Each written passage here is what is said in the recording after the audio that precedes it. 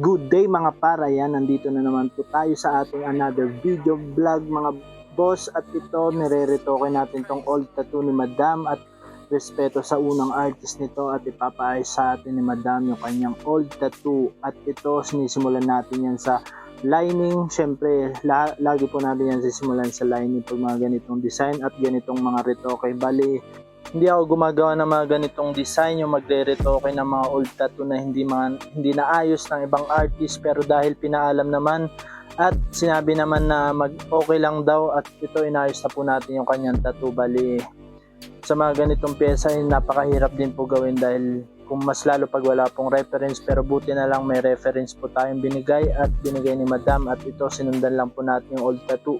Bali, yung old tattoo ni Madam ay medyo makakapal yung lines na ginamit, kaya ginawan lang po natin ang paraan at tinago po natin siya sa mga shadow at sa mga solid shading na details ng reference ni Madam. At ito, sa part na yan ay nagnambing cream po tayo dyan ng 80%, dahil mahina ang paint tolerance po ni Madam, at ginawa po muna natin ng paraan at nagnambing cream po tayo dyan para maging matapos yung kanyang tattoo. At ito, kasabayan po natin yung mga co-artist po natin sa tattoo shop, dahil may mga walk-in po tayo ngayong araw, at yan, binigay po natin sa kanila yung mga client na nag-walk-in. At ito mga par, naka-break po tayo dyan at sinosurvey natin yung mga kasama po natin sa tattoo shop natin. At yan, may kanya-kanya silang gawa dyan sa part na yan, at busy mode ngayong araw. Sa mga gusto rin po pala magpa-schedule dyan mga sir, ma'am, andito lang po kami lagi sa tattoo shop namin.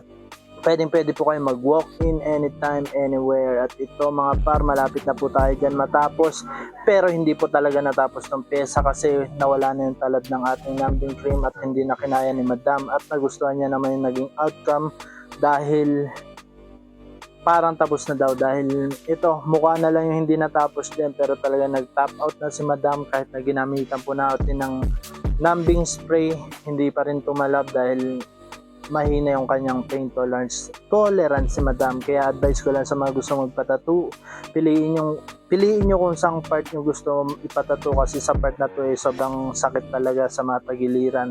Talagang pag i-rate po yan ng sakitan, nasa rate po yan ng 9 to 10, kasi tagiliran yan and malapit po yun sa buto.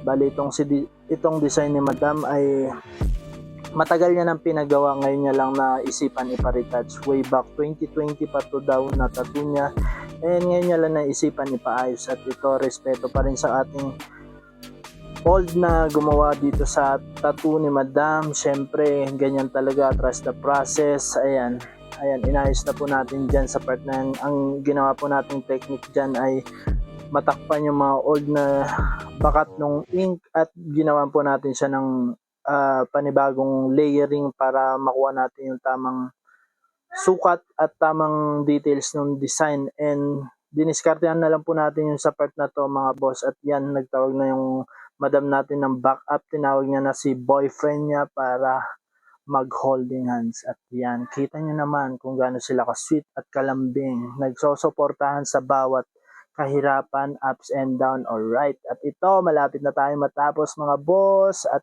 hindi pala natapos to kasi ayan, umaaray na. Kung napapansin nyo sa kanyang buhok ay hindi pa talaga tapos yan at wala pang puti, and yung sa mukha ay wala ring shadow or reflect na ginawa natin, napapansin nyo naman po dyan. And ayan, maraming salamat po sa lahat ng nanood, and maraming salamat.